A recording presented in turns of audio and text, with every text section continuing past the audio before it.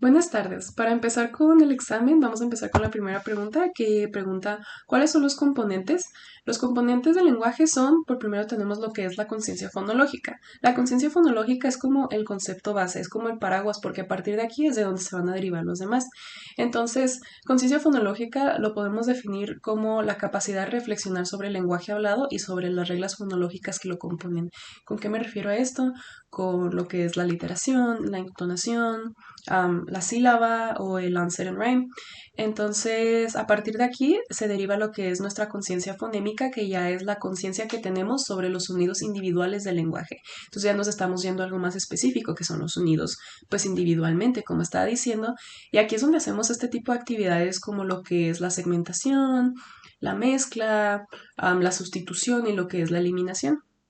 Y por otro lado, tenemos lo que es la fonética, que es nuestro tercer concepto. Y la fonética es aquí ya donde tenemos la relación de la reflexión de la relación entre letra y sonido, entre el fonema y el grafema. Entonces, estudiantes que tengan problemas ya en este tipo de áreas, pues puede derivar a que se les retrase su lectura, a que tengan problemas leyendo, porque no están teniendo no tienen la capacidad de poder identificar el sonido que le corresponde a cada letra inmediatamente. Por siguiente tenemos lo que es nuestra pregunta 2. ¿Cuál es la diferencia en el proceso del conocimiento fonológico en español y en inglés? Ambos idiomas tienen una base similar porque, como sabemos, cada letra corresponde a un sonido y así es como desarrollamos nuestra capacidad para poder leer y para poder hablar.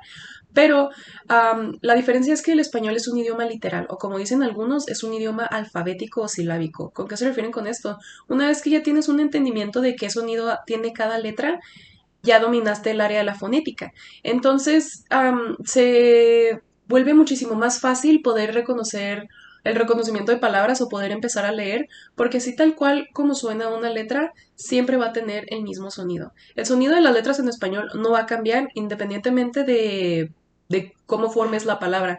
¿Qué es la diferencia que tienen con el inglés? El inglés tiene lo que son las short vowels, lo que son las long vowels, y por eso puede ser un poquito más complicado este proceso de enseñar el conocimiento fonológico, porque varía más y por así decirlo, es más complejo. Entonces, sí, esta es la diferencia. En español empezamos, pues, por lo que son las vocales, y de volada nos pasamos a lo que son las sílabas, que es lo que platicamos en clase con el mame mi mu, nani ni no nu, nos vamos a las consonantes. Las sílabas siempre van a sonar iguales. Una vez que ya tienes dominadas las sílabas, ya vas a empezar a poder a desarrollar esta área muchísimo más fácil. Al contrario del inglés, en el inglés pues enseñamos lo que son las consonantes, que son lo que se mantienen constantes, y luego empezamos con las vocales, porque es, a final de cuentas, lo que es un poquito más complicado, porque los niños tienen que entender que a veces las vocales tienen un sonido corto, a veces uno largo. Las vocales también pueden cambiar de sonido, dependiendo de la estructura de la palabra o dependiendo de qué es lo que estamos diciendo. Entonces, esto es lo que hace diferente el inglés y el español en el área fonológica. Y luego tenemos la pregunta número 3 que dice ¿cuáles son los tipos de sílabas? Tenemos 4 tipos de sílabas, empezando por la más común de todas, que es la sílaba directa, y esta es el primer tipo de sílaba que aprendemos cuando empezamos en la escuela, eh, que va con una consonante y luego va la vocal. Lo que es mame, mi, mu, ba, bebi, bu, son el tipo de actividades que usamos para enseñarle a los niños más chiquitos, y de este tipo de sílabas se derivan las palabras comunes como papá o mamá. Después de esto tenemos lo que son las sílabas inversas. Entonces aquí en vez de que exista una consonante y una vocal, se va a invertir, va a ser vocal y luego consonante, como lo que es la palabra isla. Entonces empieza isla, empieza con I, que es la vocal, y luego la consonante S. El tercer tipo de vocal que tenemos son las sílabas mixtas. Aquí es cuando existe una sílaba directa seguida de una sílaba inversa.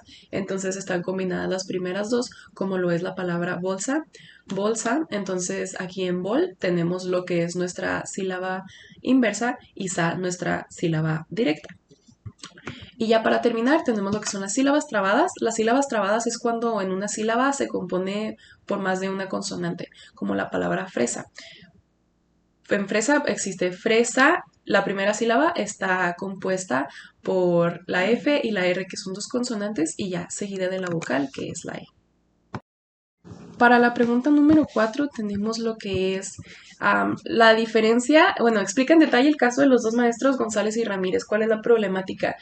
Aquí el caso era que el maestro González tenía entendido, o él tenía un entendimiento de que sus estudiantes ya dominaban las sílabas, y para él ya dominar las sílabas es ya dominar los fonemas y ya sabe que existen sonidos individuales.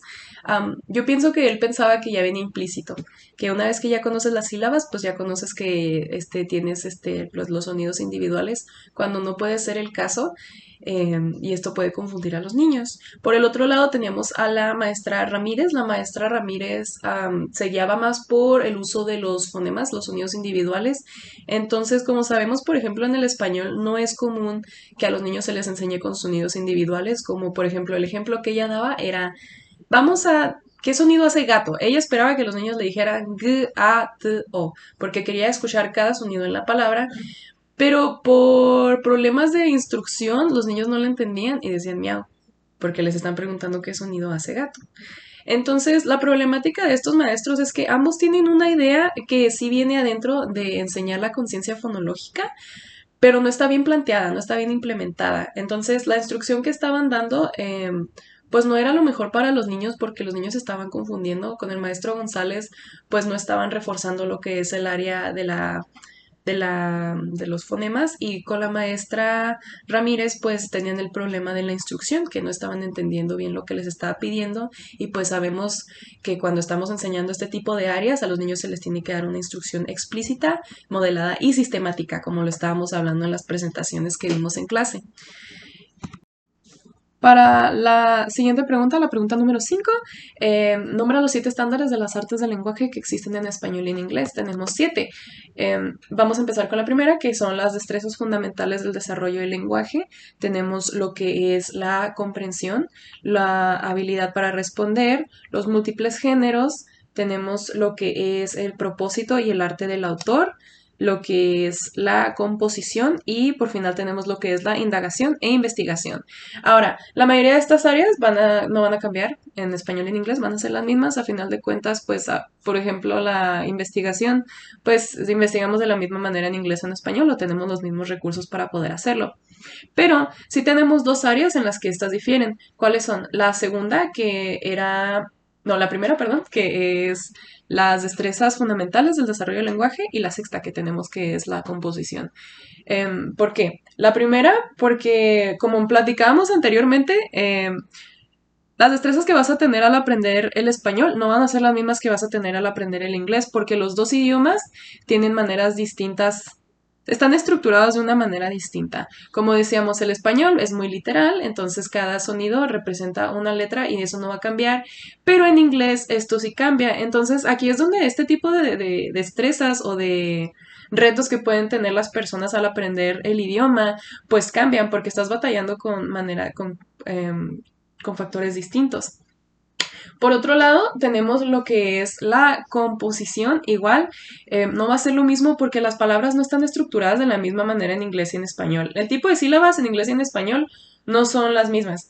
La manera de, pues como dijimos, la estructura de las palabras, lo que es la sintáctica, lo que son todos esos subsistemas, pues son diferentes en el inglés y en el español, y por eso es que pues la composición también es algo en lo que se difiere y en lo que sí hay una diferencia entre ambos idiomas.